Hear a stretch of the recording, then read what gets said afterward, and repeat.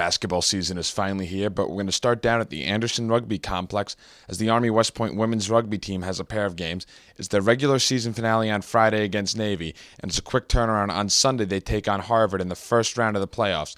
If they win that game, they go on to the semifinals next Friday, and then the finals on Sunday next week. Just telling them that there had been 8 days left and 4 games, and then we're at the end of the season, but not to really hurry and be excited to get to the end. Let's get to the end in the right way. So we're just trying to sort of break it down. We'll worry about Navy, finish Navy up on Friday, then rest Saturday, and then prepare again for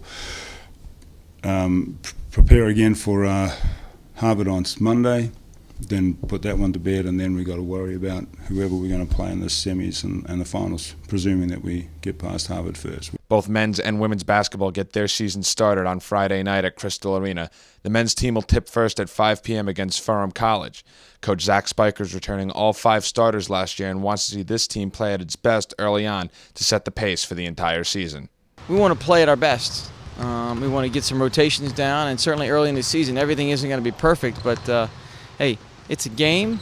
You don't know what's going to happen, you don't know what's going to unfold, foul trouble, other issues, fatigue, and we're going to have to adjust and adapt to put ourselves in a situation to have success. But we want to see our guys fully engaged. We want to see our guys dialed in and excited for the opportunity to compete.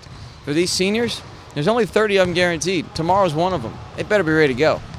The men's basketball team will conclude their weekend at Binghamton on Sunday. The women's basketball team gets their season started at home with 2 games, one on Friday against Pepperdine and one on Sunday against Quinnipiac.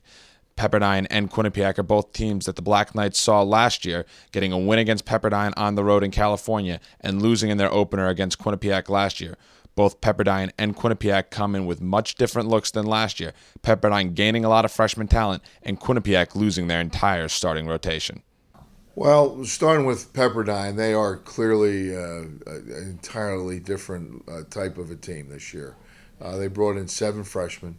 They brought in 2 of the most highly rated players out of the West Coast area. I mean, one of the Abumake sisters was rated one of the top players in the country out of Texas, and then they've got a great freshman out of California as well. And even in their first couple exhibition games, they've started as many as 3 freshmen.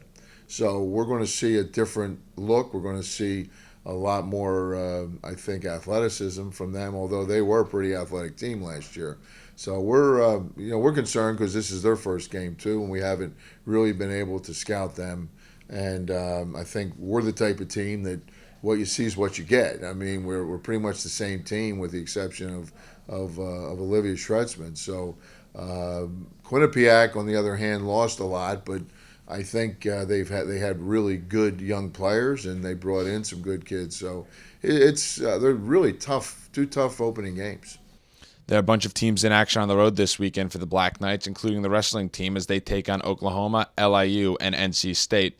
The volleyball team wraps up their regular season, and they've already wrapped up the number 2 seed in the Patriot League tournament. The Black Knights volleyball team will conclude the regular season against Bucknell and Lehigh, and the rifle team will take on West Virginia on the road as well. That's going to do it for your weekend preview. For Night Vision, I'm Zach Daly.